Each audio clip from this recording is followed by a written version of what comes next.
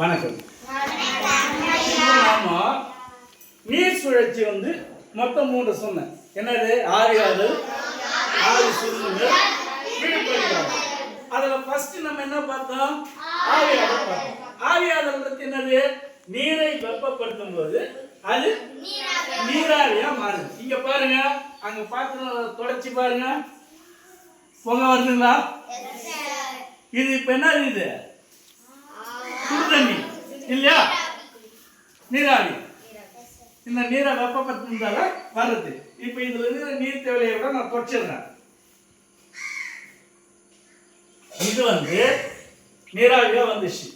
வெப்பப்படுத்தினால நீராவியா வந்துச்சு இல்லையா?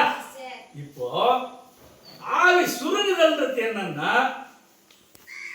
அந்த நீராவி இருக்கு பாரு, அது குளிர்தல் மூலமா நீரா மாறுது.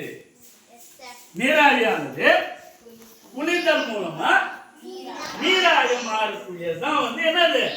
ஆவி சுருங்குதல். ஆவி சுருங்குதல். நம்ம வளிமண்டலத்தில் இருக்கக்கூடிய நீராவியானது லேசானது. இது மேலே சென்று குளிர்ச்சி பெற்று திரும்பவும் அங்க என்ன ஆகுது? சிறு சிறு துளிகளாக உருவாகுது.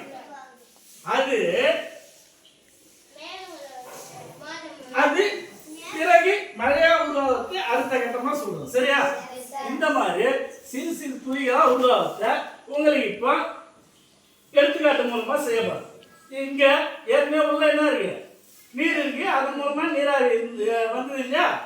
இப்போ இந்த நீராவினால நான் என்ன செய்யறேன்?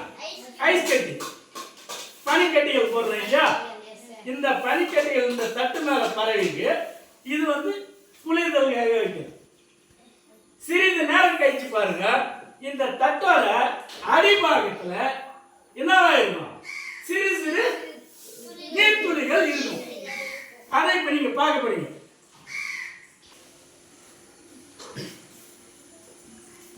இங்க பாருங்க, இப்ப இந்த ஐஸ் கட்டி மேல வச்சேன் இல்லையா? இது வந்து குளிர்தலுக்காக வச்சேன்.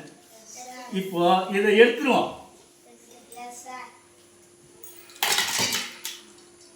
இந்த தட்டை பாருங்க. இப்போ இந்த தட்டோட அடிபாகத்துல பாருங்க, என்ன தெரியுது உங்களுக்கு? சிறு சிறு துளிகள் தெரியுது இல்லையா?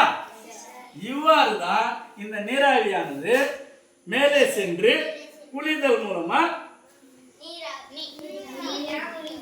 ஆவி சுருங்குது. அந்த